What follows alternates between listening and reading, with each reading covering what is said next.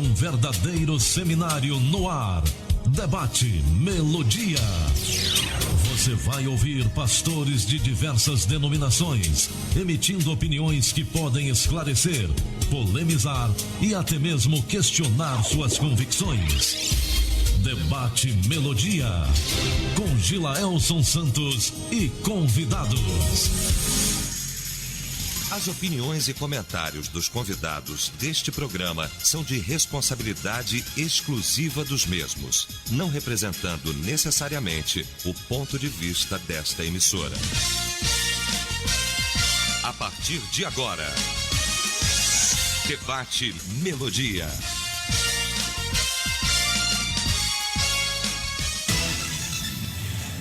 Olá, gente amiga! Bom dia! Voltamos para o nosso debate, quarta-feira, 23 de outubro. Somos uma só família, somos Melodia. Rádio é Melodia, rádio é Melodia. 23 de outubro é dia da Força Aérea Brasileira, dia também do aviador e da aviação, são as datas deste 23 de outubro. Recebo na manhã desta quarta-feira o pastor Jean Ricardo, Igreja Batista Getsemane. Bom dia, pastor. Bom dia, pastores aqui presentes, bom dia, Gilaelson, e bom dia aos meus amigos ouvintes. Conosco também o professor Eliel Henrique. Bom dia, Eliel. Bom dia, professor, professores aqui da mesa e pastores, também Gila, aos ouvintes, e hoje será um debate riquíssimo aí. Muito bem. Vamos apresentar também o pastor Marcelo Andrade, Igreja Batista Getsemane, Travessa Jorge Stoll Centro. Bom dia, pastor. Bom dia, Gila. Bom dia, queridos debatedores, ouvintes. Graça, saúde e paz para todos. Amém. Vamos iniciar o debate orando? Vou pedir ao pastor Marcelo que apresente este momento ao Senhor. Deus abençoe o nosso coração, ilumina nosso entendimento, dá-nos, ó Deus, sabedoria e inteligência espiritual neste momento e discernimento, que nós tenhamos na nossa boca a palavra correta, que edifica, que abençoa, Pai. Em nome de Jesus Cristo, amém.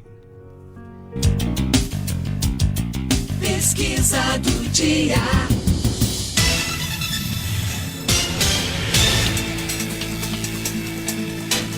E na pesquisa do dia postada no site da Melodia, melodiaconquista.com.br, estamos perguntando assim na enquete do dia: Melquisedeque é o Cristo pré-encarnado? Sim ou não, pastor Jean? Rapaz, não sei dizer. Muito bem. Professor Eliel? Não. Não é? Pastor Marcelo? Não. Não é? E aí, você pensa o quê? É uma figura enigmática, o Melquisedeque na Bíblia. E hoje o debate é biográfico, a gente vai falar sobre Melquisedeque, tá? Então vá compartilhando aí o nosso link que está no Facebook, Melodia Conquista, você encontra assim. E vamos discutir esse tema, tá bom? Debate Melodia. Vamos ao caso comum. Abraão ofereceu a Melquisedeque o dízimo de tudo que tinha conquistado. Ao fazer isso, Abraão indicou que ele reconhecia que Melquisedeque acreditava no Deus verdadeiro e era seu seguidor, assim como um sacerdote de posição mais elevada que o próprio Abraão. A existência de Melquisedeque mostra que outras pessoas, além de Abraão e sua família, também já serviam ao Deus verdadeiro. Fecha aspas. Mas quem foi Melquisedeque? Ele é o Cristo pré-encarnado? Vamos discutir este tema agora no Debate Melodia. Debate Melodia.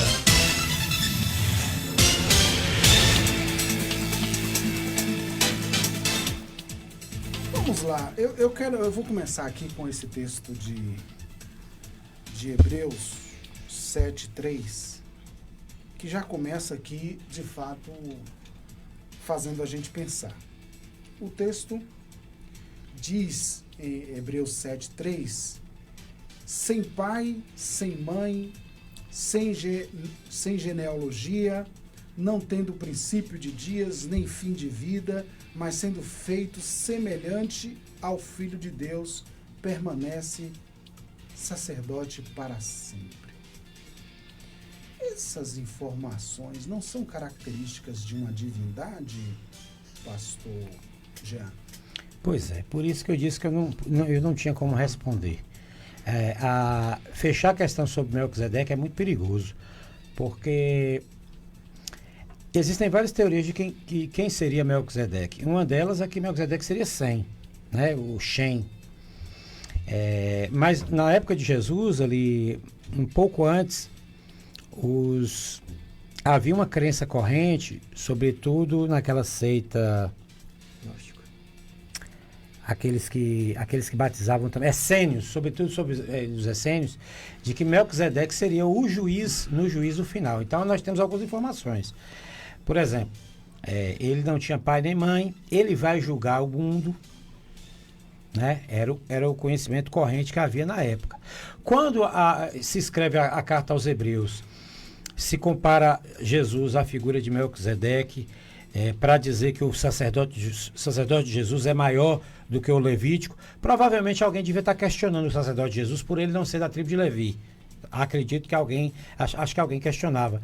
E aí o autor de Hebreus fez questão de dizer que ele é maior do que o sacerdote levítico, porque Levi entregou o dízimo a ele quando ele estava no lombo de Abraão. Então existem algumas teorias, entre elas essa que você citou, que seria uma pré-manifestação de Cristo, como o anjo do Senhor também foi uma pré-manifestação de Cristo. Eu não tenho elementos para dizer que Melquisedeque não foi uma pré-manifestação de Cristo. Eu não tenho elementos para dizer. Eu até tenho para dizer que quando aparece o anjo do Senhor, com esse artigo definido no Antigo Testamento, lá para Gideão, lá para Manoá, e vou morrer porque vi Deus, quando aparece o anjo do Senhor, isso é quase que unânime, que é uma pré-manifestação de Cristo, mas imaterial. E aí você tem a figura de Melquisedeque. Então eu prefiro responder com uma pergunta, não que eu tenha questão fechada. Se Cristo pode ter se pré-manifestado espiritualmente por meio do anjo do Senhor, por que não poderia ter se pré-manifestado fisicamente, ou até mesmo com o corpo glorificado, que seria a figura de Melquisedeque? Eu não estou afirmando que Cristo era Melquisedeque, mas essa é uma das hipóteses e a gente tem que fazer essa pergunta, porque pela maiêutica a gente pode chegar a um entendimento, né? Pelo uso da maiêutica. Então eu não sei dizer. Eu tenho elementos para dizer tanto que sim, tanto que não. Então eu prefiro ficar sem dizer se era sim ou não uma pré-manifestação de Cristo. Primeiro, professor Léo, a gente tem que entender o texto de Hebreus, né? O que o autor está querendo dizer aqui? Sem pai, sem mãe, sem genealogia. Ele está dizendo que Melquisedeque não teve nem pai nem mãe e não teve genealogia, ou ele está dizendo que não existe essas informações nos textos mais antigos? O que ele está dizendo aqui? Perfeito, pastor. Melquisedeque sempre foi um personagem controverso, difícil. A história da igreja tem Irineu de Lyon, Clemente de Roma, com seus escritos da patrística, falando sobre eles, e ninguém chegou a um consenso. Mas todos eles tinham alguns documentos que não dava a entender, né, que seria realmente pela igreja o próprio Cristo encarnado. Mas vou pautar aqui com calma. Em 1945, ali na Gir-Hamad, na Alexandria, foi achado os pergaminhos, né, dos gnósticos, uma seita totalmente conhecida, já tivemos até debate sobre isso, e essa seita ela começou a perpetuar um dos escritos, né, que Melquisedeque seria o próprio Cristo mesmo, encarnado. Até então, não temos escritos de nenhum pai da igreja falando isso, não tem nenhum manuscrito falando sobre isso. Inclusive, o pastor citou muito bem, né? Em 1945, os manuscritos do Mar Morto foi achado por um beduíno. Nesse manuscrito tinha lá Tetzek, né? Que seria a justiça, ou o rei da justiça, como é o nome de Melquisedeque. E lá afirma que Melquisedeque era uma tipologia de Cristo. Até os próprios essênios não batiam o martelo dizendo que era o Cristo encarnado, mas sim uma tipologia, um paralelo ali entre Cristo. Levando para Hebreus, e pelo tom, ali a gente não tem quem seria o autor, mas tem as duas teorias de ser Paulo ou Apolo, a gente entende que o que Paulo ou Apolo está fazendo também é uma tipologia, pegando um personagem enigmático, que Moisés não tem o menor interesse de dar sua genealogia, não porque ele não veio de pai e mãe, mas porque ele não foi colocado mesmo. E aí o autor percebe que dá para fazer um paralelo com Cristo. E a gente tem isso também com Davi, no Salmo 109, como no Salmo 72, afirmando esse paralelo. Muito bem, deixa eu ouvir a opinião do pastor Marcelo. Pastor Marcelo, o texto diz o seguinte, que ele é feito semelhante ao Filho de Deus. Permanece sacerdote para sempre. E aí, pastor Marcelo? É porque o professor já explicou em relação a isso aí, que é a questão do fato de não haver a genealogia, que o escritor de Hebreus vai usar isso como argumento para falar que Melquisedeque é sacerdote para sempre. Então, baseado nisso, aqui é a minha análise que eu faço do texto, é que ele usou justamente essa falta de informações, porque Melquisedeque aparece do nada na história. Então, nós temos, quando a gente lê o texto bíblico, você vai observando que é Abraão com Deus, de repente aí surge do nada alguém que é sacerdote de Deus Altíssimo, e a Bíblia não fala sobre ele antes. Então, aí já dá um choque na gente, porque essa informação é oculta a nós por causa da história de Abraão. Aí aparece o Melquisedeque, não se consta de genealogia, porque ele não é judeu, digamos assim, nem o próprio Abraão ainda é judeu, ele é o pai dos judeus, e aí ele é colocado, eu vejo ele aí só como uma tipologia, tá? Nunca coloco como a pré-encarnação do Cristo, porque tem uma informação para mim que é importante, ele é rei de Salém, a não ser que Salém seja fictício, alguma coisa nesse sentido, mas para mim Salém é Jerusalém, que é a Jebus, não é? Então Salém seria o rei de Jerusalém, e que ele já é rei daquelas pequenas cidades, né? E que Abraão, quando encontra, sabendo que ele sabia antes ou depois, aí não posso afirmar, sabendo que ele é o rei e que ele é sacerdote de Deus Altíssimo, Abraão então dá os dízimos de tudo para ele. Então, ele tem residência fixa, digamos assim, logo para mim é um ser humano, que dentro da informação bíblica, nós não temos todas as informações para dizer nada além disso aí, do que o escritor de Hebreus vem também trazer a revelação. Então, Hebreus, olhando a história de Melquisedeque, ele vai dizer assim, não, olha, não tem pai nem mãe, porque não consta, não tem genealogia, porque não consta, e por causa disso, ele, não tendo início nem fim, é feito eterno como o Senhor, semelhante ao Senhor. Então, lá, semelhante, para mim, dá a entender assim, não é o Senhor, mas alguém parecido com o Senhor no que se refere ao sacerdócio. Porque é interessante que Jesus, ele vai ser rei, sacerdote e profeta. E Melquisedeque é, no texto, rei e sacerdote do Deus Altíssimo. São duas características que são fundamentais na vida do Senhor Jesus Cristo, o reinado e o sacerdócio. E depois, claro, Jesus como profeta. E Abraão, o Melquisedeque preenche essas duas primeiras referências aí a respeito de Jesus. Então, para mim, Melquisedeque era um homem que viveu no tempo de Abraão. Eu até entendo aqui quando o texto diz que ele não tinha genealogia, não teve princípio de dias, não teve nem pai nem mãe. Dá até para a gente entender que o texto, o autor está dizendo que não existem essas informações. Tudo bem, aqui tudo bem, pastor Jean, mas até dizer que ele permanece sacerdote para sempre, eu acho que essa é a questão que pesa mais aqui, né? Porque assim, claro, não teve nem pai nem mãe, porque não está escrito, não tem nada que prove, mas não fala. Antes de ir para este ponto, eu gostaria de discutir uma questão textual. Vai lá. É porque assim, o texto original não tem essa palavra semelhante. Não semelhante. Tem. Aqui a palavra que está aqui é afamoiomenos, que é tendo sido, tá em inglês aqui, have been made like, tendo sido feito como. Mas não diz semelhante. É porque semelhante nos induz a dizer que é semelhante, mas não é igual. É só essa questão. Nós tivemos um problema parecido com isso lá quando Papai Noel deu um murro na cara de Ario, né? Por causa de uma letrinha que estava na palavra homoousia, né? Aí botava uma letra, ficava igual, da mesma natureza de Deus ou semelhante a Deus. A gente tem que ter um cuidado. Então ele foi feito como filho de Deus, seria mais adequado. Eu acredito, esse problema dessas traduções, não estou dizendo aqui que a gente só pode ler o texto em grego, não é isso que eu estou querendo dizer. O que eu estou querendo dizer é que essa semelhante, a gente está fazendo a mesma coisa que Ário fez. Sim. Só para dizer E Ário ganhou o murro por causa disso. Só para dizer que, por isso a minha preferência pela NVI, porque ela procura se aproximar mais, né? Inclusive ela faz essa observação, feito semelhante ao Filho de Deus, a NVI. Ela é uma boa tradução porque ela é de equivalência dinâmica. Então ela Sim, procura pastor, buscar. você vai falar do Mas não tem essa semelhança aqui. É uma palavra só. O mais próximo que a gente pode encontrar, que está em inglês, né? Tendo sido feito, como? Tendo sido feito como? Como semelhante. Mas aqui eu já estou no inglês, eu estou traduzindo do inglês para o português. Mas a palavra é afomoiomenos.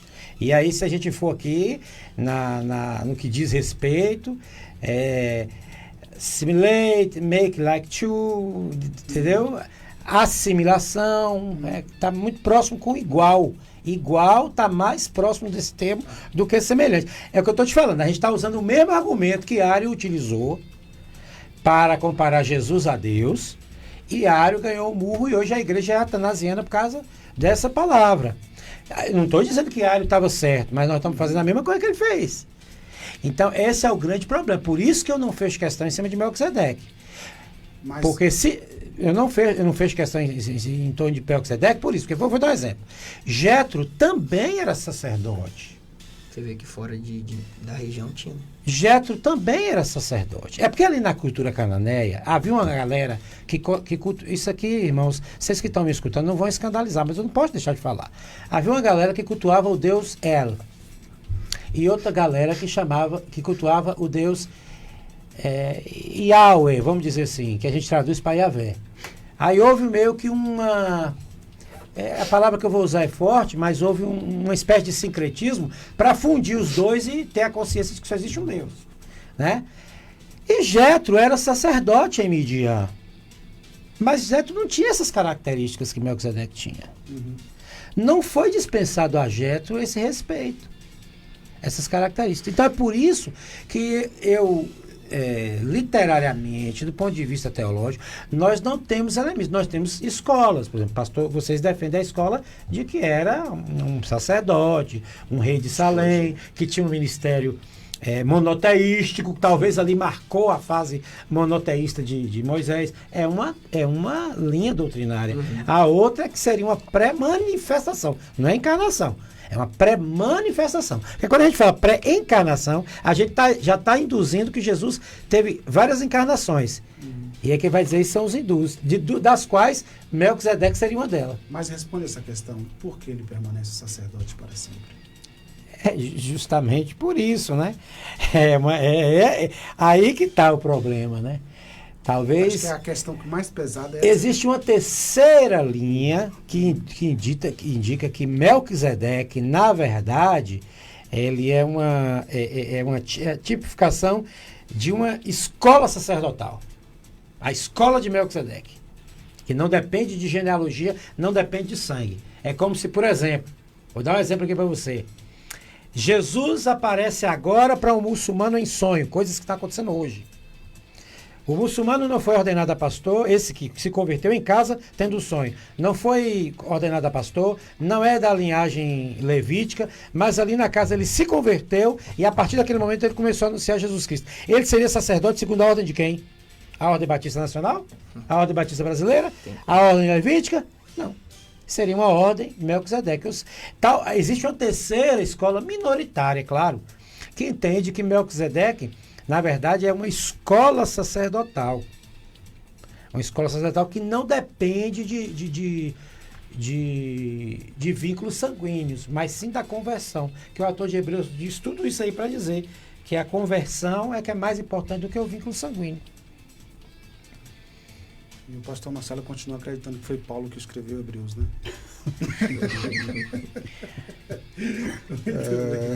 Gente, nós vamos ao intervalo, já a gente volta para a segunda parte do nosso debate Melodia de hoje.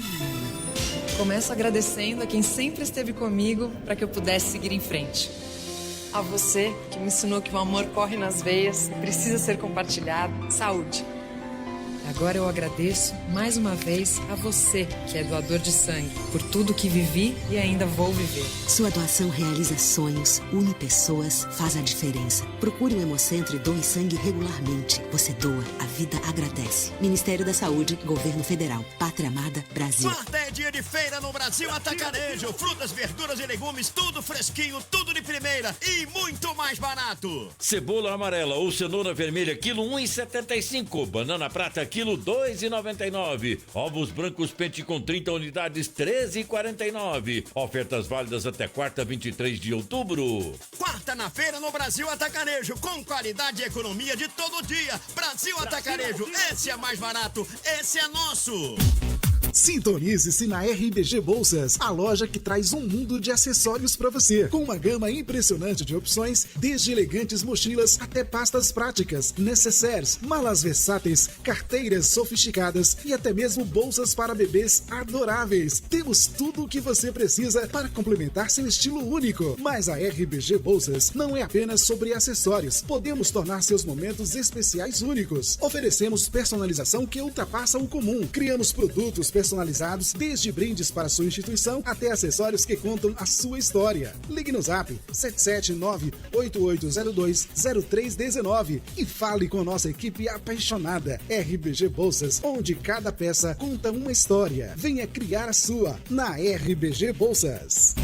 Aniversário Economarte, o grandão da economia. O mês lançando as melhores ofertas pra você. Confira. Galinha leve congelada ao quilo, R$4,99. Leite em pó bom gosto, 200 gramas. Integral, R$5,99. Macarrão espagueto como 400 gramas, R$1,69. Flocão de milho maratá, 500 gramas, R$1,39. Aqui você economiza de verdade. Avenida Brumado 2295 Bateias, Vitória da Conquista. Ofertas válidas até terça, 29 de outubro. Economarte.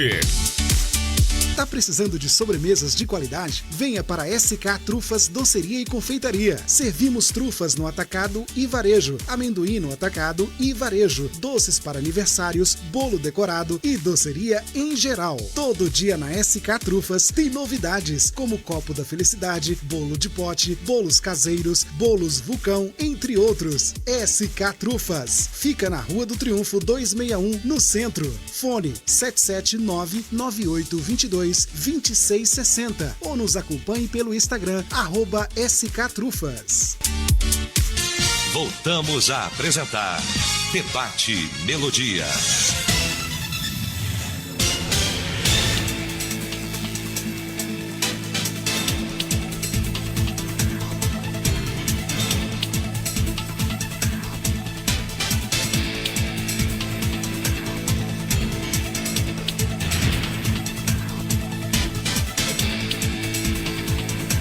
Bem, voltamos, 11 horas e 35 minutos. O tema de hoje é este, para você chegando agora.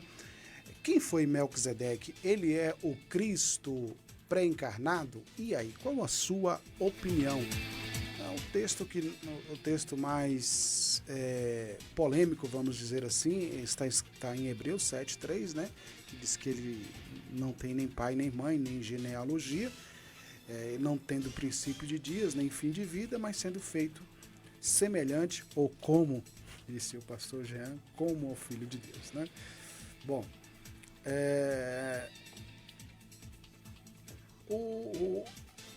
por que Abraão, então, lhe dá o dízimo? Vou continuar a frase do pastor aqui. Infelizmente, num seminário teológico, e ali no momento que você pode estudar, você tem tempo para ruminar alguns textos. No púlpito, em pregação, talvez não daria para um pastor pregar por horas sobre esse assunto.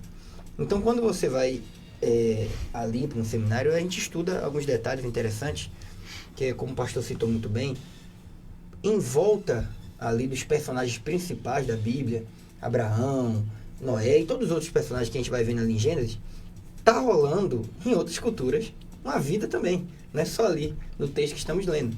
Por exemplo, quando você encontra ali Abraão lutando com alguns reis, um dos 5, que fazem parte da região dos hititas, né? Foi um outro povo. Você vê que existem outras nações, existem outras culturas, outras estruturas, outras religiões por fora do texto principal. Né? O pastor também citou muito bem, quando Moisés vai para Midian, encontra ali, né, seu futuro sogro, que também é um sacerdote similar ao nosso Deus. E ali parece que, quando a gente vai ler o texto, a gente pergunta como que tem outras, né, sacerdotes que pensam igual ou praticam monoteísmo. Ali com Abraão, a gente já percebe isso. Se em Abraão não tinha ainda a parte levítica, ainda não tinha lei, e Abraão já tem a noção de dízimo, você vê que não foi criado com os levitas, mas Abraão já tem essa noção, né, de que deveria se dar o dízimo. Então você percebe que essa cultura é muito anterior ao que é proposta lá na frente, em Levítico, em Deuteronômio. Lembrando também, né, como os pastores já salientou, muita coisa temos teorias, não dá para bater o martelo. Uma das que gosto muito também é do anacronismo que Moisés pode estar fazendo com a palavra dízimo.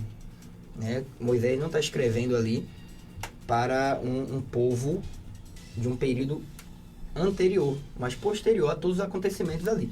Então o povo já tem a instituição dos levitas, já tem o dízimo como algo para ser feito. Então também pode ser Moisés fazendo um anacronismo da palavra dízimo para algo que pode ter sido uma oferta ou até uma entrega de alguma coisa.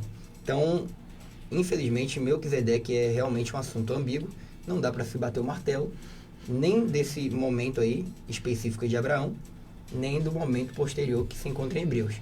Há um achado, só para eu não ser longo aqui, há um achado de 2019 de um arqueólogo chamado Eli Shukro, ali nas imediações, né, de Jerusalém, de um suposto templo, né, ali datado de 2.300 anos, né, bem anterior a alguns textos que eu citei aqui. E nesse templo parece ter uma pedra fundamental, parece ter também a palavra Tetizek ali, Malarquim Tetizek, né, o rei da justiça, Melquisedeque. Parece, ainda não se tem um consenso. Quando eu estava na faculdade fazendo a pós-graduação em arqueologia, não se tinha ali um bater de martelo. Mas já se falava de ser o possível local do rei sacerdote Melquisedeque. Mas como eu disse, esse é um tema que cabe bastante assunto, bastante se debruçar, né, nesse assunto. E bater o martelo fica difícil, porque nem a história da igreja bateu. Quem dirá a gente, né, bater esse assunto aqui em 40 minutos. Um outro texto, pastor Marcelo, que é colocado é o texto dos Salmos, Salmo 110, o verso 4, que diz o seguinte: jurou o Senhor e não se arrependerá. Tu és um sacerdote eterno segundo a ordem de Melquisedeque.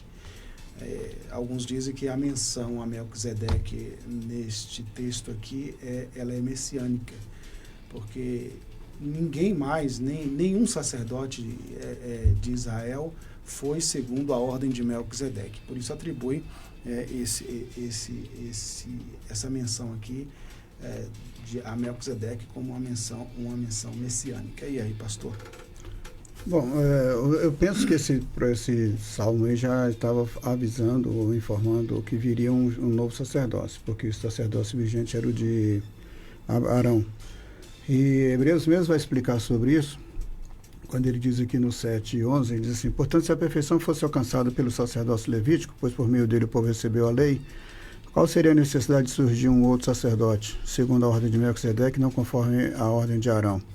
Pois com a mudança do sacerdócio é necessário que haja também mudança na lei, porque aquele de quem essas coisas se falam pertence a outra tribo, da qual ninguém serviu no altar. Pois é evidente que o nosso Senhor veio da tribo de Judá, sobre a qual Moisés nada disse a respeito do sacerdócio. Então, para mim, nesse salmo aí, o Senhor já está avisando: olha, esse sacerdócio que existe de Arão, ele tem um prazo de validade, até que venha o verdadeiro sacerdote, que será eterno para sempre. Então, quando o salmista escreve o salmo falando disso aí, embora a gente vai ver que é uma profecia, talvez ele não entendesse exatamente o que estava falando, o profeta não estivesse de pleno conhecimento do que ele estava falando, mas o escritor de Hebreus é que vai discernir pelo Espírito Santo de que aquele texto está falando de Jesus. O Novo Testamento é que vai interpretar isso. Por exemplo, tem um texto que diz assim: do Egito chamei meu filho. Quando você olha no texto, dentro da hermenêutica, ali está falando de Israel, é indiscutível, Oséias. Mas só que o escritor do Novo Testamento, inspirado pelo Espírito Santo, pega esse texto para falar de Jesus. Então, somente o Espírito Santo é que tem essa habilidade e autoridade para pegar os textos que ele quer e interpretar segundo aquilo que ele planejou. Então, esse texto aí de Salmos, o Espírito Santo pega no Novo Testamento. Olha, isso que eu disse aqui, eu estava me referindo a isso aqui. Então, lá eu disse do sacerdócio que viria, e agora eu estou mostrando para vocês de que esse sacerdote já veio, ele é maior do que o sacerdócio de Arão, e por conta disso é que eu estou dizendo para vocês agora, revelando para vocês agora, na carta de Hebreus, a respeito disso, de que esse novo sacerdócio é eterno. Por isso é que ele vai dizer lá no outro texto que você falou anteriormente, por que o sacerdócio é eterno? Ora, se Hebreus e em Gênesis mostra que ele não tem pai nem mãe, nem começo nem fim, não tem genealogia, como o professor já explicou aqui, dá para entender então que ele é eterno. É só uma figura, no meu entendimento, é só uma figura de que essa pessoa é eterna e que esse sacerdócio é eterno. Portanto, Hebreus vai falar disso. O sacerdócio dele, diz Melquisedeque, que fica eterno por causa dessas referências.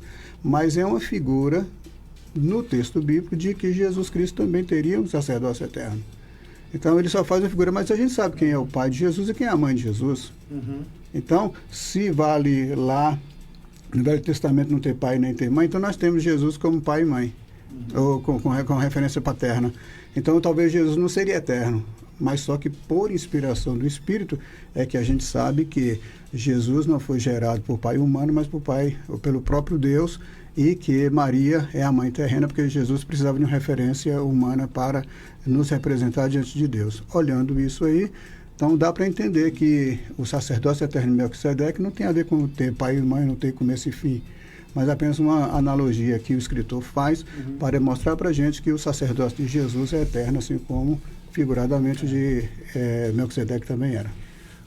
Se você combinar as figuras, você vai ver que tem que ter alguma coisa a ver, Melquisedeque tem alguma coisa a ver com Cristo.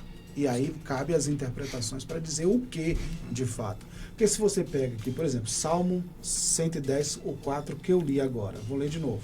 Jurou o Senhor e não se arrependerá, tu és um sacerdote eterno segundo a ordem de Melquisedeque. Aí o Hebreus 5:10 diz o seguinte: tendo sido, está falando de Jesus, nomeado por Deus sumo sacerdote segundo a ordem de Melquisedeque. Há uma conexão, pastor? É engraçado, uma vez uma pessoa me interpelou na igreja e disse assim: o pastor, não entendo isso. E o cara era professor de escola bíblica. Como assim segunda ordem de Melquisedeque? Eu não entendo. Segunda ordem é o quê? É Melquisedeque que dá a ordem para Jesus? Ele não entende. Eu falei: não, querido, ordem aí diz respeito como é que diz? A escola sacerdotal, ao agrupamento, à ordenança, a ordenação. Aí expliquei, né? Como a Ordem dos Advogados do Brasil é uma ordem de advogados, a Ordem dos Ministros Batistas Nacional é uma ordem de ministros. Então, Jesus não é da ordem levítica, que essa talvez era o que estava se discutindo ali. Ele não era da ordem levítica, ele é de uma ordem que Melquisedeque também participou, uma ordem eterna, uma ordem vinda diretamente de Deus, né? Um sacerdote eterno, e não um sacerdote passageiro, até porque completando 50 anos tinha que entregar o sacerdócio, né, pastor Marcelo? 50 anos, acabava o sacerdócio. Ficava ali a Anás dando pitaco, né? Mas não era certo, certo era... Então, assim, a questão da ordem é isso, não é uma ordem que recebe ordem, que alguém pode falar assim: o que essa ordem está no meio aí, fazendo o quê? Como falaram, mas é porque é uma ordem eterna, e não uma ordem passageira, não um grupo, um agrupamento, uma escola, um colegiado, pronto, a palavra melhor. Não seria um colegiado de sacerdotes terrenos, mas um colegiado eterno, espiritual.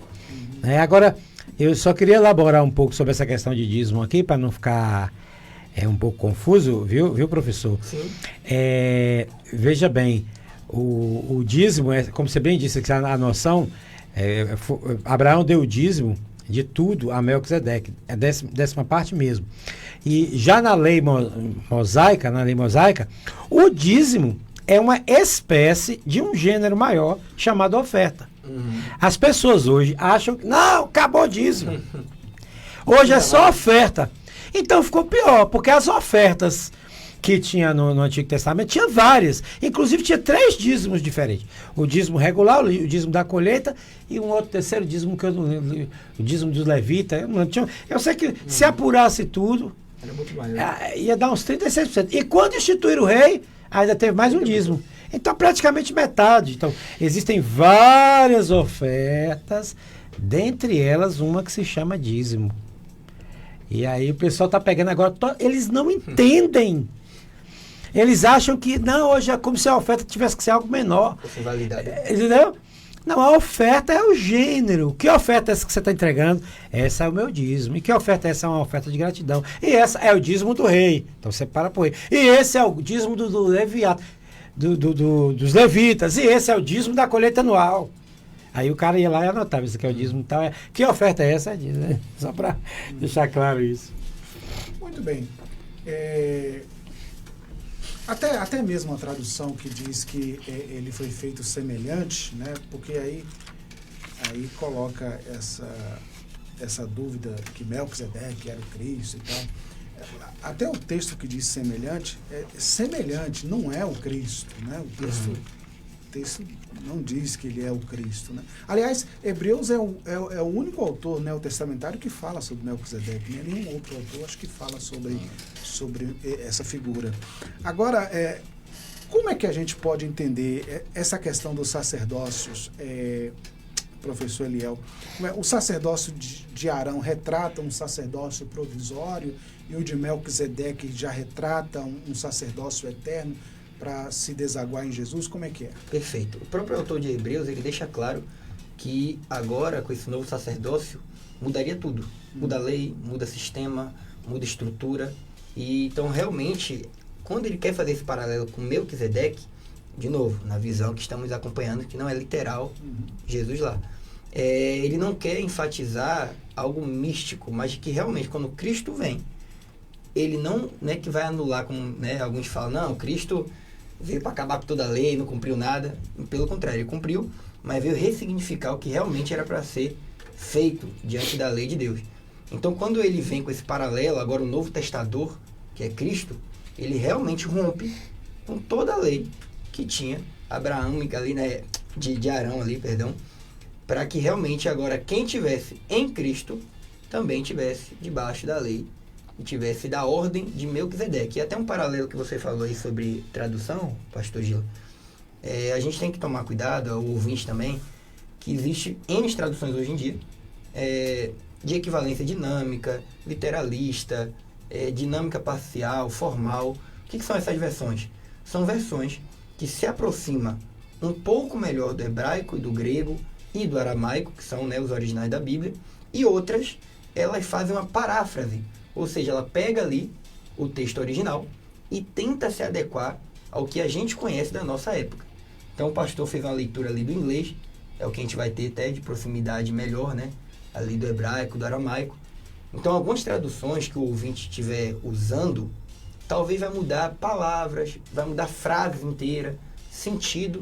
Então tomar cuidado até com o tipo de traduções, porque dependendo da tradução você pode ir para uma linha teológica, uma versão ali que não seja a correta ou até mesmo te deixe com mais dúvida do que você foi quando estava para achar a resposta. Muito bem. Ô, pastor Marcelo, essa questão da prefiguração do Cristo, porque assim, eu particularmente não tenho problema com uma imagem que Deus usa para prefigurar o Cristo, para mostrar o Cristo ali, às vezes em uma pessoa, em uma imagem. Por exemplo, se a gente olhar para o Éden, Cristo está lá representado no jardim, né? O Melquisedeque não poderia também ser essa representação do Cristo, do sacerdócio eterno, né? No deserto, por exemplo, a serpente de bronze se alguém fosse lá mordido por uma serpente comum, olhasse para a serpente, era curado, foi ordem de Deus o levantamento daquela serpente de bronze, enfim. Qual é a questão qual é a dificuldade de entender que o Cristo pode estar prefigurado várias vezes em pessoas, em situações no Antigo Testamento? A dificuldade que eu vejo é porque quem não lê o Novo Testamento não vai entender o Velho. É difícil você entender o Velho sem o Novo, não é? Porque quem olha... Eu gosto de assistir alguns judeus falando, e eles falam do Velho Testamento, e é interessante que sem a chave hermenêutica que é Jesus, fica difícil você chegar e fazer a correta interpretação lá do Velho Testamento, porque é Paulo em Colossenses que vai dizer assim, porque tudo isso tem sido sombra das coisas que haviam de vir, porém o corpo é de Cristo. Ou em outras traduções dizem que a realidade é Cristo. Então, Melquisedeque, a serpente de bronze, o altar de bronze, o castiçal, o candelabro, a Arca da Aliança, o cordeiro, tudo é uma figura de Cristo. Não tem para onde correr. Por isso é que sem a chave hermenêutica que é Cristo, não dá para entender o Velho Testamento. Aí as pessoas querem interpretar o Velho Testamento sem ler o Novo, não tem como. Não tem. Né? Não sei se os professores aí têm essa habilidade. O que o senhor está falando é uma coisa tão séria que esses dias eu vi um comentário de um rabino sobre aquela passagem de Isaías que diz que ele levou sobre si as nossas transgressões e foi morto como um cordeiro. E aí como eles não acreditam, quer dizer, eles fazem um esforço muito grande para não colocar Jesus nessa. Eles dizem, não, isso é um rabino. Qualquer rabino que se esforça muito pelo seu povo, né? Ele está sendo morto por causa do povo. Quer dizer, realmente, aí você nota isso que o pastor Marcelo está falando, como eles têm um entendimento cegado. Exato. Então, de lá, as pessoas não conseguem entender por conta disso, porque não dá para você ler o Velho Testamento sozinho. Eu me lembro que antes de me converter eu lia Êxodo, capítulo 1 a capítulo 20, não é? E é toda a história da saída de Israel e tudo mais, a história, aquele princípio até os 10 mandamentos. Aí eu aprendi lá, lendo o texto bíblico, que era necessário oferecer um sacrifício, né, um cordeiro. E eu tinha a maior vontade, era pré-adolescente, eu tinha vontade de comprar um cordeiro para sacrificar a Deus. Porque era o que eu entendia. Porque só viu o filme até metade, né? Até que quando eu me convertia, entendi que o cordeiro já foi sacrificado. Mas se eu tivesse dinheiro, eu teria comprado um cordeiro mesmo. Não sei o que eu ia fazer. Mas que eu tinha vontade, eu tinha. Porque entendendo aquele texto do Velho Testamento, eu achava que daquela forma agradaria a Deus. Só que eu não estava entendendo plenamente, porque sem eu entender que o cordeiro de Deus tira o pecado do mundo é Jesus, não tem como fazer nada mais que agrade a Deus fora daquilo que Jesus já estabeleceu. O Melquisedeque, pastor Jean, ele traz uma outra percepção também em relação do relacionamento do homem com Deus, porque assim, muitas vezes a gente pensou que Abraão foi o primeiro crente, Abraão foi o primeiro a crer em Deus. Abraão encontra um cara que já tinha uma ordem sacerdotal, que servia a Deus, que vinha de outra terra. Quer dizer, aí a gente fica perguntando o seguinte, peraí, e o que não está escrito mais, né? O que a gente não sabe mais, né?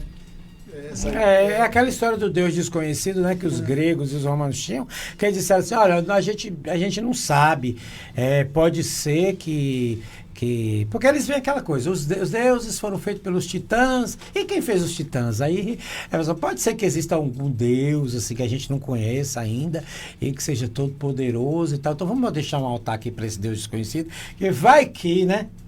Vai que.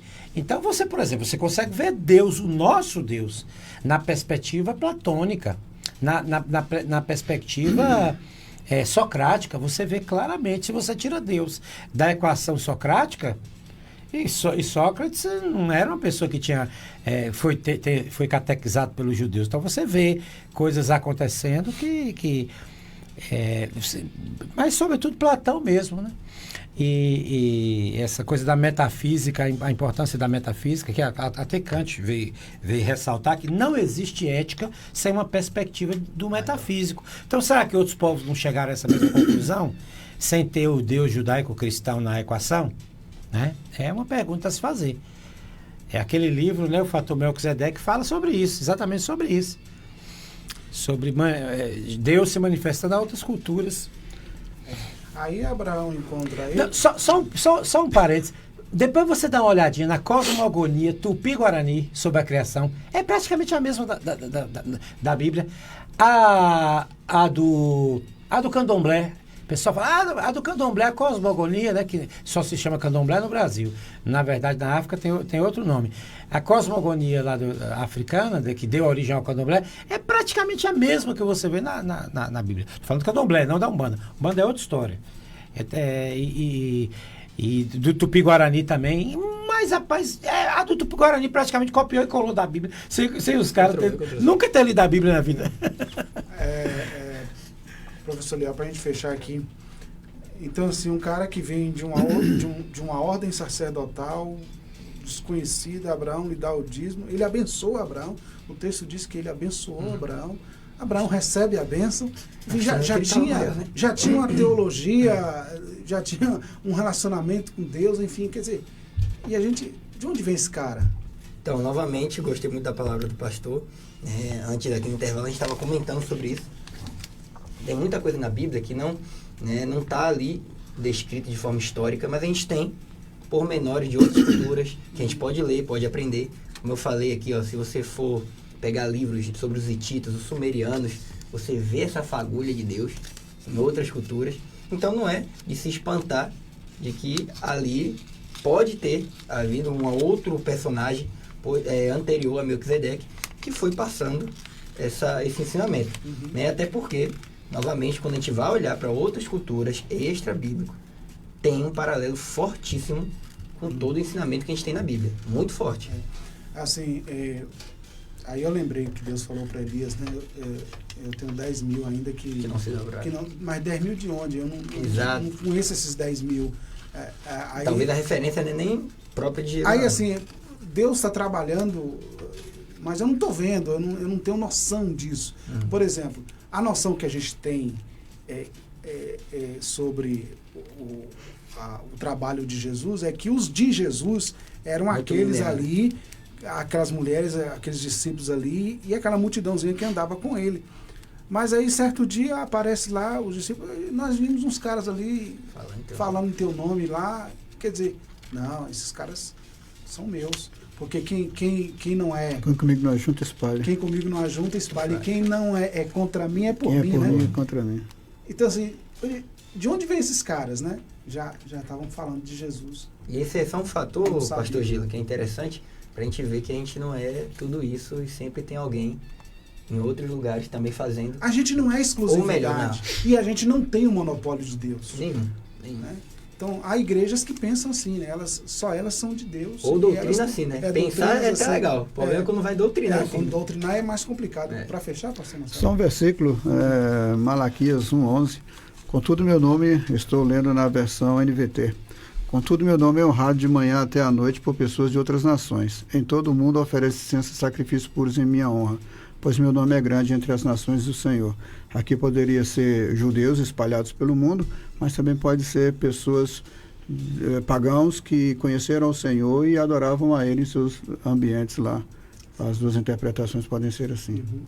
É a NVT? NVT. Por isso é que Melquisedeque não é um judeu e aparece como sacerdócio do Deus Altíssimo. Como é que pode isso? Pastor Jean, esses dias o pastor Jean me chamou a atenção com relação a... porque a gente tem assim a linha do nosso pensamento de que a nossa linha teológica é assim, mas tem lá da Etiópia. Que pensa diferente. Será que não são nossos irmãos também? Os cristãos de São Tomé que ficaram 1.500 anos, ninguém sabia que eles existiam na Índia. Chega lá, quem são vocês? Nós somos cristãos. Você quer levar essa versão aí do pastor Marcelo para o concílio para ver se passa? Qual versão? Essa NVT. Eu tenho outras. Gente, muito obrigado a todos. Obrigado ao professor Eliel, obrigado ao pastor Marcelo, obrigado ao pastor Jean pela contribuição aqui no nosso debate, você pelo carinho da audiência. Melodia, vem Rádio Chofé, nosso amigo Léo Pereira chegando.